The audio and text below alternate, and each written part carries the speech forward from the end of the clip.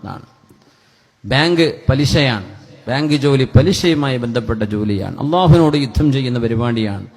അത് ഏത് രാഷ്ട്രീയ സംഘടനക്കാർ നേതൃത്വം കൊടുത്താലും ബാങ്ക് പരിപാടി നമുക്ക് പാടില്ലാത്തതാണ്. അത് ഹറാമ് തന്നെ. അതിനൊന്നും നമ്മൾ സംഘടനകളോ രാഷ്ട്രീയ പാർട്ടികളോ ഉണ്ടാക്കി അതിന്റെ പിന്നാലെ കൂടി വലിയ സംഭവമാക്കേണ്ട ഒരു കാര്യമില്ല.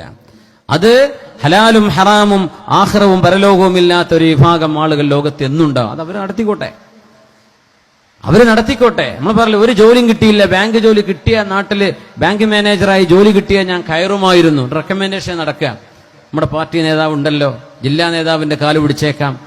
എന്തിന് നമ്മൾ നടക്കുന്നു? ഒരു ഹറാമ് നമ്മൾ ചോദിച്ചു വാങ്ങാനോ വെറുതെ കിട്ടിയെടുക്കാൻ പാടില്ലാത്ത സംഗതിയാണത്. പക്ഷെ നമ്മളെന്താ പറയാ, എന്താ ശമ്പളം എന്നാ 70,000, 80,000, 1 ലക്ഷം, 1.5 ലക്ഷം, പിന്നെ എടുത്തൂടെ?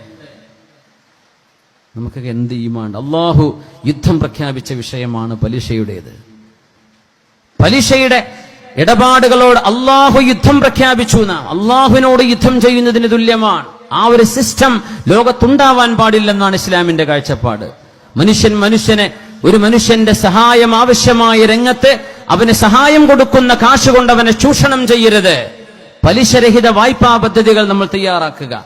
പലിശയുമായി ബന്ധപ്പെട്ട ഒരു ജോലിയും ഒരു മുസ്ലിമിന് എടുക്കാൻ പറ്റൂല. അതിന് ഞാൻ ആര് എതിർത്ത് എന്ത് ക്ലിപ്പിറക്കിയിട്ടും കാര്യമില്ല. മുസ്ലിമിനത് പറ്റൂല.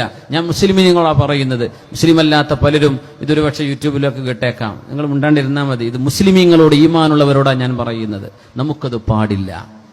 വെറുതെ കിട്ടിയാലും പാടില്ല. കിട്ടിയ തരക്കേടില്ല എന്നാണ് മനസ്സിലുള്ളത്. അപ്പൊ തിന്മയോട് വെറുപ്പില്ല എന്നല്ലേ അർത്ഥം. അത് കുറ്റകരമാണ്.